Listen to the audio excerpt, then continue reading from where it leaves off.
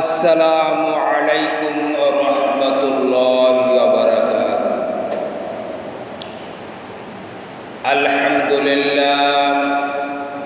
আলহামদুলিল্লাহিল মুতাওয়াহিদি বিল আযমতি ওয়াল জালাল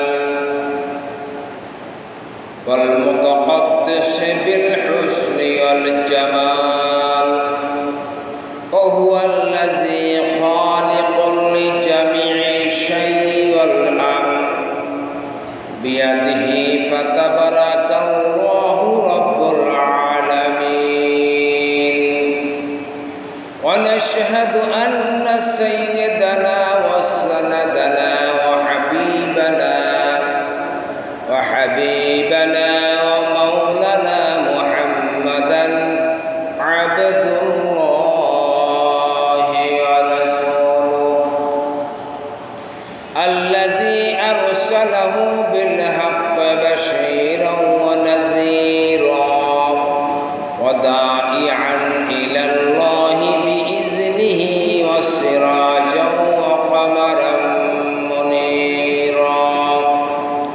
ফাকাদ ক্বালা আল্লাহু তাআলা ফি কালামিহিল মাজিদ ওয়া ফি ফুরকানিহিল হামিদ। আউযু বিল্লাহি মিনাশ শাইতানির রাজীম। বিসমিল্লাহির রহমানির রহিম।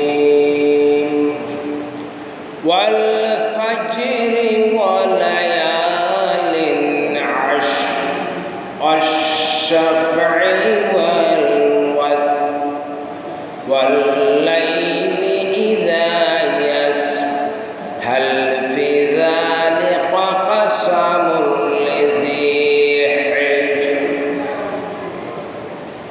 وقال سبحانه وتعالى قل إن صلاتي ونسكي ومحياي ومماتي لله رب العالمين إن الله وملائكته يصلون على النبي يا أيها الذين آمنوا صلوا عليه وسلموا تسليما اللهم صل على مولانا محمد وعلى آل سيدنا مولانا محمد اللهم صل على مولانا محمد وعلى آل سيدنا مولانا محمد بلغ العلا بكماله كشف الدجى بجماله حسنت جميع خصاله صلوا عليه وآله مشرق حب محمد مطلع ديوان الإمام مطلع خورشید صفا سینہ جومان ما بلغ العلا بکمالہ کشف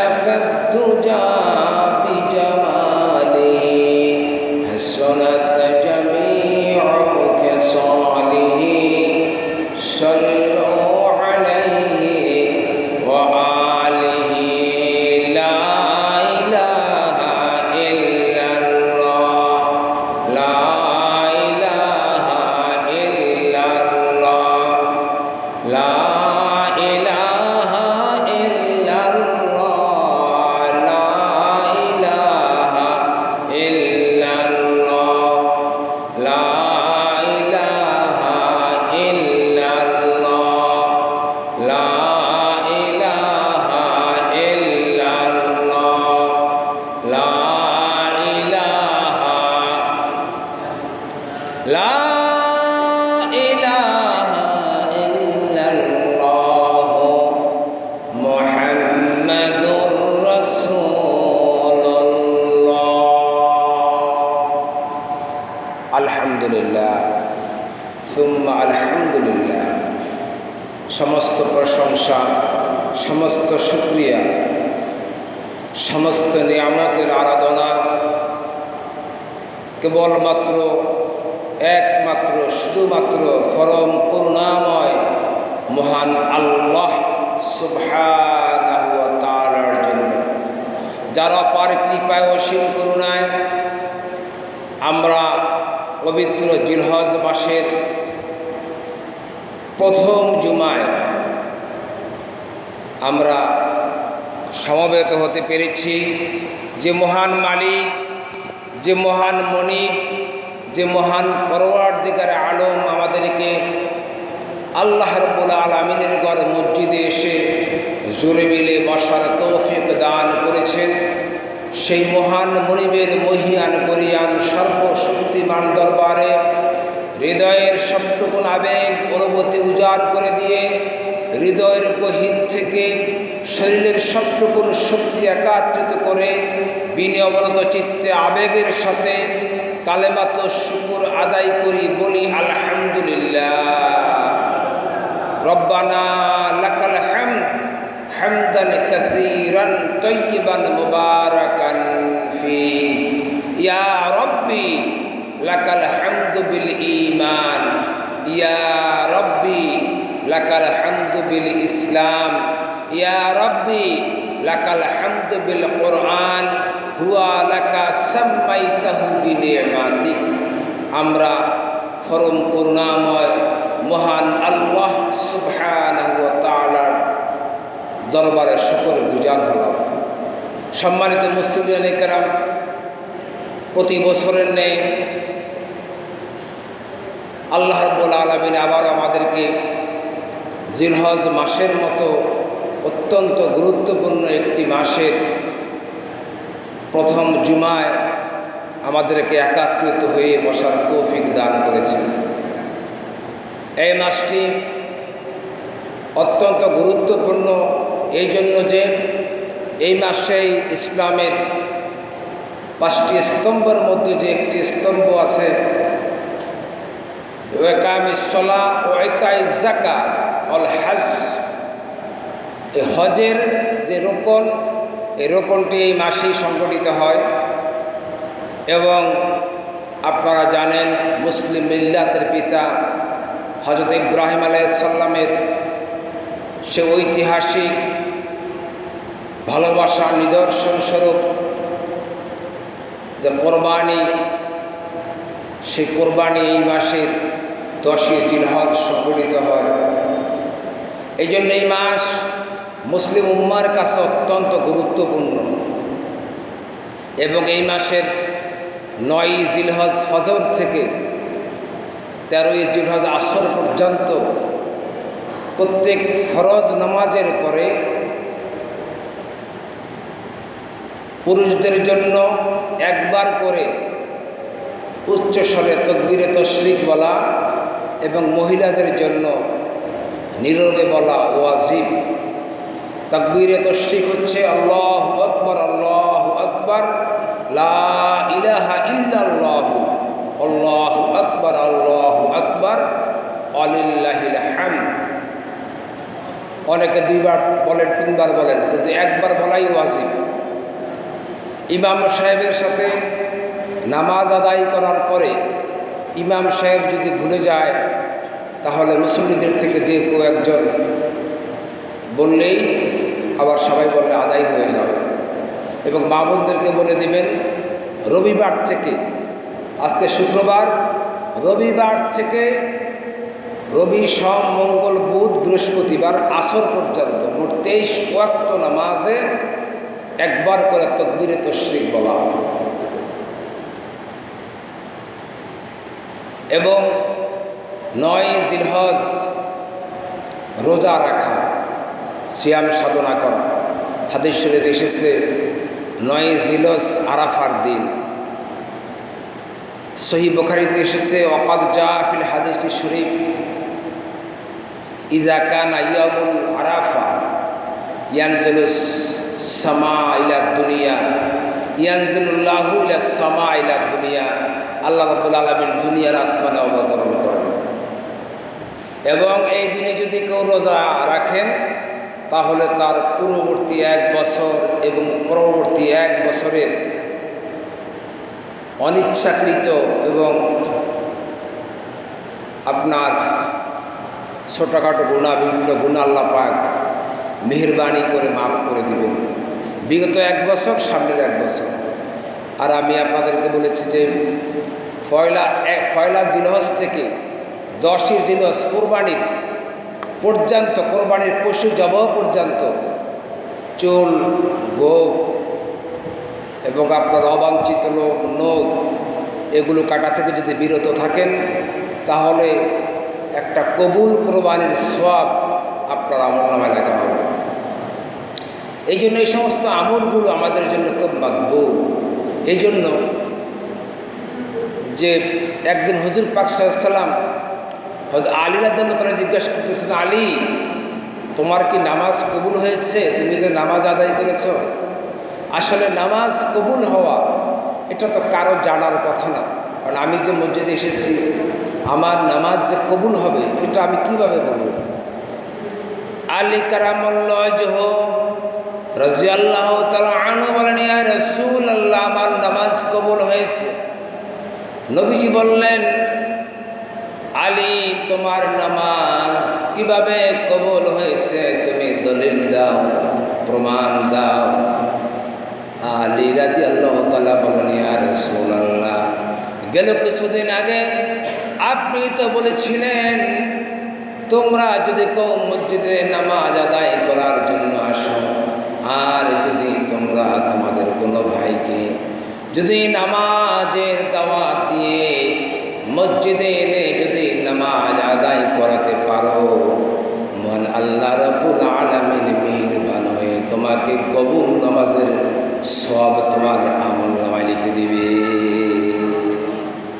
ওগো আল্লাহর নবী, আমার নামাজ কবুল হয়েছে কিনা তার গ্যারান্টি আমি দিতে পারি না, কিন্তু আপনার ওই ছোট্ট কথা, ছোট্ট হাদিসের প্রতি আমল করে আমি যখন মসজিদে এসেছি তখন আমি আল্লাহর বান্দাকে মসজিদে নামাজ পড়ার জন্য নিয়ে এসেছি। আমি নিশ্চিত বিশ্বনবী কখনো মিথ্যা কথা বলেন না।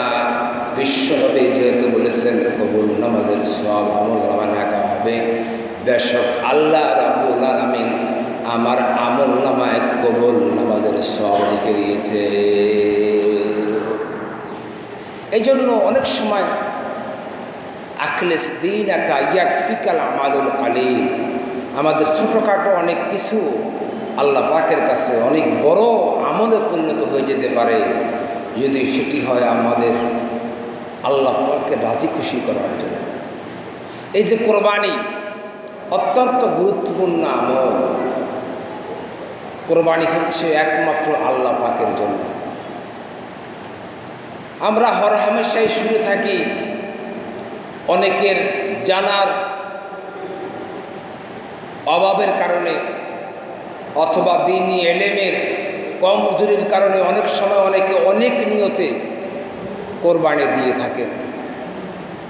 আমার নিজের কানে এসেছে এবার অনেকে বলতেছেন যে আমার ঝি জামাই আছে, কোরবানি না দিলে কেমন হয়। ঘরের গৃহকর্তা বলতেছেন দেওয়া যাবে না, গৃহকর্ত্রী বলতেছেন যে না, ঝি জামাই আছে, নারাত করে আছে, ছেলে পেলে আছে, এটা একটা নিয়ম। আবার অনেকে আছে ব্যবসা বাণিজ্য ভালো না, কোরবানি দেওয়া যাবে না, আবার বলতেছে যে না, আবার আরেকজন বলতেছে, যেহেতু ঘরের অনেক সময় তো ছেলেরাও অভিভাবক থাকে যে না, ব্যবসা বাণিজ্য যত খারাপই হোক কোরবানি দিতে হবে, ব্যবসা করি, মান সম্মানের ব্যাপার। আবার অনেকে আছে কোরবানি দিব, বছরে একটা কোরবানি, এমনি তো গোস্ত কিনা খাওয়া হয় না, একটু তাজা তুজা ছায়া, একটু বড় টড়ো ছায়া, অন্তত যাতে অন্তত 6 ফারি 7 ফারি গোস্ত পাই বাগে, এই ধরনের নিয়তের কথাও আমার কানে আছে। আবার অনেকে টাকা নাই, তারা বড় ধার কর্জ ঋণ বিভিন্ন উপায়ে টাকা সংগ্রহ করে কোরবানি দিতেই হবে, না দিলে ইজ্জত থাকবে না, এমনও আছে। সব কিছু মিলাইয়া নিয়তগুলা বিভিন্নভাবে বিভিন্ন প্রান্তে চলে যাচ্ছে। অথচ আল্লাহ রাব্বুল আলামিন বলেন, কুল ইন্না সালাতি ওয়া নুসুকি ওয়া মাহইয়ায়া ওয়া মামাতি লিল্লাহি রাব্বিল আলামিন। আল্লাহ পাক এখানে নামাজের সাথে সাথেই কোরবানির কথা বলেছেন। হে রাসূল, আপনি বিশ্ববাসীকে বলেন কোরবানি আমার জন্য। কোরবানি কার জন্য? আর সেই কোরবানির টাকা যদি আপনার 10ই জিলহজ ফজর থেকে 12ই জিলহজ সূর্যাস্ত পর্যন্ত যদি আপনার কাছে টাকা হয়, সূর্যাস্তের আগ পর্যন্ত, আসরের পর পর্যন্ত, তবু আপনি কোরবানি দিতে পারবেন, এবং সেই কোরবানি হবে কেবলমাত্র আল্লাহ পাকের জন্য। আমরা যতই বলি এই কথা আমাদের কোনো কিছু যায় আসে না, কারণ সিদ্ধান্ত তো আপনারাই নেন। ডাক্তার বলেছেন জ্বর হলে প্যারাসিটামল খেতে হবে, সিপ্রোসিন খেতে হবে, আরেকটু বেশি হলে এজিথ্রোমাইসিন খেতে হবে, আরেকটু বেশি হলে সেফ্রোক্সিন খেতে হবে, এগুলো আমাদের জানা কথা। অতএব অনেক সময় দেখি মেডিসিনের দোকানে যে অনেকেই ওষুধ চেয়ে চেয়ে নেন। আর আপনারা জানেন ইব্রাহিম আলাইহিস সালামের জমানা থেকে, তার সময় থেকে কোরবানি দেওয়ার একটা রেওয়াজ আছে, কোরবানি দিতেই হবে। কেউ এই নিয়তে দেন, আবার কেউ দেন না। আবার আমি যেগুলো বলেছি এইসব নিয়তে কোরবানি দেন, একটাও আল্লাহ পাকের দরবারে গ্রহণযোগ্য হবে না। কোরবানি হবে কেবলমাত্র আল্লাহ পাকের জন্য। আল্লাহ পাক বলেন, লাইয়া নালাল্লাহা লুহুমুহা ওয়ালা দিমাউহা ওয়ালাকিয়া নালুহু তাকওয়া মিনকুম।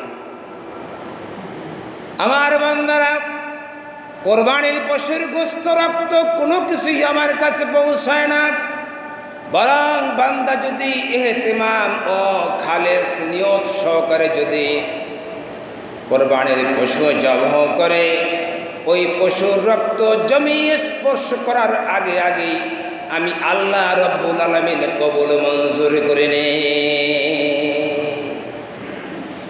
আর আমার নামে বান্দা যে কোরবানি দিল, আমি কোরবানির পশুর রক্ত গোশত কোনো কিছুই আমি রিসিভ করি না, বরং হালাল গোশতটাকে হাদিয়া স্বরূপ আবার বান্দার জন্যই আমি প্রেরণ করে দিই। খাবেন আপনি, খাবেন আপনার আত্মীয় স্বজন নেয়া, গরিব এতিমদেরকে নেয়া, কিন্তু কোরবানি হবে আল্লাহর জন্য। অনেক সময় অনেকে বলেন যে হুজুর আমার নামে কোরবানি দেন, আমার নামে কোরবানি দেন, আমার বোন নামে কোরবানি দেন, আমার ছেলের নামে কোরবানি দেন। না, কোরবানিতে আপনার নামও হবে না, আপনার ছেলের নামও হবে না, আপনাদের সাহসরিক কারণ নামে কোরবানি হবে না। কোরবানি হবে কার নামে? আল্লাহ পাকের নামে। বুঝতে হবে আপনাদের পক্ষ থেকে আল্লাহ পাকের নামে এই পশু জবাহ করছে, আমাদের পক্ষ থেকে কোরবানি হবে আল্লাহর নামে। এগুলো হচ্ছে খুব সূক্ষ্ম বিষয়, গাণিতিক, এগুলো আগে বুঝার বিষয়। কোরবানির অনেক ফাজাইল, অনেক মাসাইল, অনেক কিছু আমাদের। আবার অনেকে কোরবানি করার পরে চামড়া বিক্রি করেন।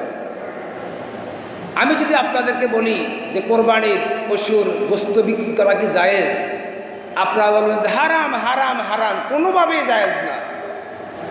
কেউ বলবেন না যে কোরবানির পশুর গোস্ত বিক্রি করা যায়, কেউ বলবেন না।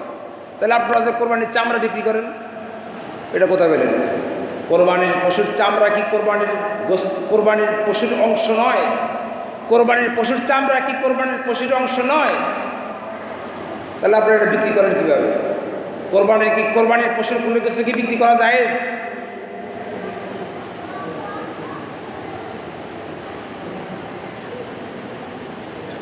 কোরবানির পশুর কোনো কিছুই আপনি বিক্রি করতে পারবেন না।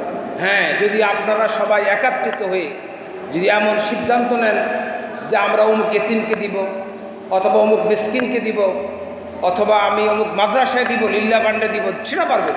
কিন্তু বিক্রির কথা আসে কেন? কোরবানির পশু কি বিক্রি করা যায়? কোরবানির পশু লক্ষ লক্ষ টাকা দিয়ে কিনলেন, আবার এটার আবার চামড়া বেচেন, এর চেয়ে নিচক। এটা না জানার কারণে হয়, কিন্তু আপনারা ক্লিয়ার আজকে হয়ে যাবেন, কোরবানির পশুর কোনো কিছুই বিক্রি করা যাবে না। আপনি যদি কোনো মাদ্রাসায় দেন, জাকাতে তো দেয় না, শুধু কোরবানির পশুর গরু একটার চামড়া 700 টাকা দাম ধরে ওই মাদ্রাসায় 100 টাকা, ওই মাদ্রাসায় 50 টাকা। অথচ জাকাত, নেশাব পরিমাণ সম্পদের মালিক, জাকাত ওয়াজিব, জাকাত দেয় না। অথচ কোরবানির পশুর চামড়া বিক্রি করে মানে মাদ্রাসার দরে দিয়ে যায় 50 টাকা 100 টাকার জন্য। আবার মাদ্রাসায় আমার কাছে এখন চিঠি এখানে কয়েকটা আছে। আপনারা মাদ্রাসায় লিল্লাহ আল্লাহর জন্য মাদ্রাসায় আপনারা সহযোগিতা করবেন। মাদ্রাসায় অনেক গরিব এতিম ছাত্ররা পড়ালেখা করে, সেখানে আপনারা 100-200 করে দেন। এত টাকা দিয়ে গরু কিনেন আল্লাহ পাকের খুশির জন্য। আর নবীর ঘর মাদ্রাসায় যেখানে পড়লে আপনাদেরকে মাসলা মাসাইল বলতে পারবে, কোরআন হাদিস শোনাতে পারবে, যে 10 জন লোক যে একজন হাফেজে কোরআন জান্নাতে নিয়ে যাবে, তার মধ্যে একজন হলো যার সহযোগিতায় তিনি মাদ্রাসায় পড়ালেখা করেছেন। তালেবে এলিমকে যারা সহযোগিতা করেছেন তাদের থেকে একজন যাবে। এমন এখন অনেকে আছে যারা 2-1 জন 2-5 জনের খরচ চালায়, এমন অনেক দানবীরও আছেন 2-1 জন 5 জন হাফেজের খরচ চালায়। আপনারা এভাবে দিবেন। আর কোরবানির চামড়া, কোরবানির সমস্ত আপনার এই যে কী বলে গোস্ত, সব কিছু আপনারা যদি 7 বন্টক হয় 7 বন্টক করবেন। ওই যে 7 বন্টকের থেকে আবার 8 বন্টক করেন। 8 বন্টক করে 1 বন্টক আপনি আপনার মতো করে দিতেছেন, আপনি কর্তৃত্ব করেন, এই জন্য বাকি 6 জন কিছু বলতে পারে না। দেখা গেছে তার সাথে যাদের সম্পর্ক, তাদের সাথে মুআমালাত মুআশারাতটা বেশি হয়, আপনি যাকে দিতে চান তাকে দিতে পারতেছেন না, সেখানেও একটা বড় একটা সমস্যা হয়ে যায়। এই জন্য আপনারা 7 বন্টকই করেন। কোরবানির গোশত আপনারা 7 বন্টকই করেন। করার পরে আপনি 1 অংশ আপনার জন্য, 1 অংশ আপনার আত্মীয় স্বজনের জন্য, 1 অংশ গরিব মিসকিনের জন্য, হয়তো একটু কম বেশি হতে পারে, এবার আপনারা করে দিলেন। তাহলে কোরবানির গোশতের, কোরবানির পুরো পশুটা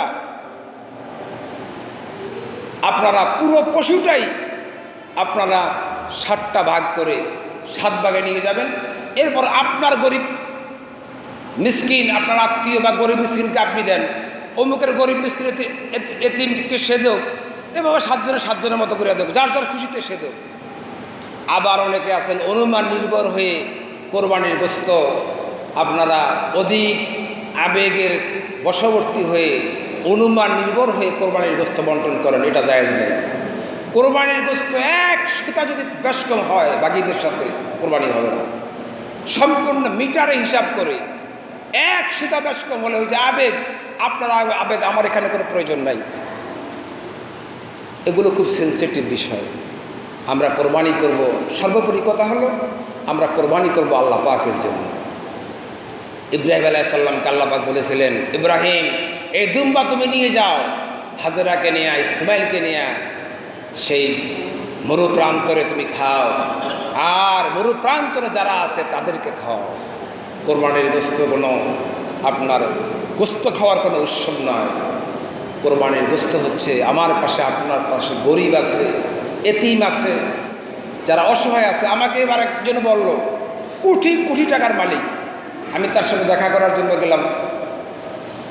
আপনারা অনেকে চিনবেন, মোফাজ্জল মিয়া, আমেরিকা থাকে, অনেক আইটেমের ফল ফ্রুট মেহমানদারি করলে পরে আমার বললো যে দেখো আমার ভাতিজা কয়, ভাতিজা আমি তো কোরবানি দেই গরু একটা দিয়ে সম্ভবত দেয়, একটা বা দুইটা, যাই হোক, বলে যে আমি কোনো কিছুই রাখি না, পুরোটা আমি গোস্ত খাই না, এই জন্য রাখি না, আমি সম্পূর্ণ গোস্তগুলো আমি আগে লিস্ট করে বন্টন করে সমস্ত, শুধু আমি ওই ল্যাজটা বলে রাখি, ল্যাজ এতে ল্যাজ পছন্দ করে, ল্যাজটা রাখি আর সবাকে দিয়ে দিই। কোরবানি গোস্ত দেওয়ার মানসিকতা রাখবেন, আত্মীয় স্বজনদেরকে দাওয়াত দিয়া খাওয়ানোর মানসিকতা রাখবেন। আমাদের ঘরের ভিতরে অনেক সময়, সব ঘরে না, দুই এক ঘরে দুই একটা গ্রুপ হয়, কেউ বলে যে না আত্মীয় স্বজনকে দেওয়া যাবে না, আত্মীয় খাওয়া এটা তাদের হক, আপনি কেন দিবেন না? আত্মীয় স্বজনের এটা হক, আত্মীয় স্বজনকে একদিন দাওয়াত দিবেন, একদিনে দাওয়াত দিয়া সবাইকে মেহমানদারি করবেন, গরিব মিসকিনদেরকে কাউকে খালি হাতে ফিরাইবেন না, সবাইকে ইনশাআল্লাহ একটু একটু করে দিবেন। আল্লাহ পাক মেহেরবানি করে যদি আপনার কোরবানি কবুল করে নেয়। সহিহ বুখারীতে এসেছে, রুইয়ান যায়েদ বিন আরকাম রাদিয়াল্লাহু তাআলা আনহু قال أصحابي يا رسول الله ما هذه العيد الأضحى হযরত যায়েদ বিন আরকাম রাদিয়াল্লাহু তাআলা আনহু তে বর্ণিত, আল্লাহর সাহাবী বলেন, নবীর সাহাবী বলেন, ইয়া রাসূলুল্লাহ কুরবানি কি? ক্বালা সুন্নাত আবিকুম ইব্রাহিম, নবীজি বললেন এটা ইব্রাহিম আলাইহিস সালামের সুন্নাহ। লাভ কি? ক্বালা বিকুল্লি শারাতিন হাসানা, কুরবানি যদি কবুল হয়ে যায়, কোরবানির পশুর গায়ে যত লোম আছে এই পরিমাণ নেক আল্লাহ রাব্বুল আলামিন কোরবানি দেনেওয়ালাকে দিয়ে দিবে। এই জন্য কবুলের জন্য চিন্তা করবেন যে কিভাবে আমার কোরবানিটা কবুল হয়। আর আল্লাহ পাকের কাছে বেশি বেশি ইস্তেগফার করা, আস্তাগফিরুল্লাহ আস্তাগফিরুল্লাহ আস্তাগফিরুল্লাহ, বেশি বেশি ইস্তেগফার করা, কালমে শাহাদা পড়া, আল্লাহ পাকের কাছে আল্লাহুম্মা ইন্নী আসআলুকাল জান্নাতা ওয়া আউযু বিকা মিনান নার, বেশি বেশি আল্লাহ পাকের কাছে ক্ষমা চাওয়া, জান্নাতের আশা করা। আল্লাহ পাকের কাছে আমাদের যেহেতু ক্ষমার ঘোষণা আছে, ইয়ামুল আরাফার দিনে আমরা রোজা রাখবো ইনশাআল্লাহ, সবাই রোজা রেখে সিয়াম সাধনা করে আমরা আল্লাহ পাকের কোরবানির উদ্দেশ্য হলো নৈকট্য হাসিল করা, আল্লাহ পাকের নৈকট্য হাসিল করব। আর এই কোরবানি যদি এমন হয়, যদি কবুল হয়ে যায়, আল্লাহ রাব্বুল আলামিন আমাদেরকে অসংখ্য অগণিত, যেমন করে পশুর গায়ের লোম যেভাবে গণনা করা সম্ভব নয়, ঠিক তেমনি করে আল্লাহ পাক বিজ্ঞানী হিসাব আল্লাহ পাক আমাদেরকে অপরিমিত অসংখ্য নেকি আল্লাহ পাক আমাদেরকে দান করবেন। এবং আমাদের যাদের নেশাব পরিমাণ সম্পদ থাকে তারা মাদ্রাসায়, মসজিদ কিন্তু জাকাত গ্রহণ করে না, আপনারা মাদ্রাসায় লিল্লাহ ফান্ডে জাকাতের অর্থ দিয়ে দিবেন। ইসলামিক ফাউন্ডেশন জাকাতের অর্থ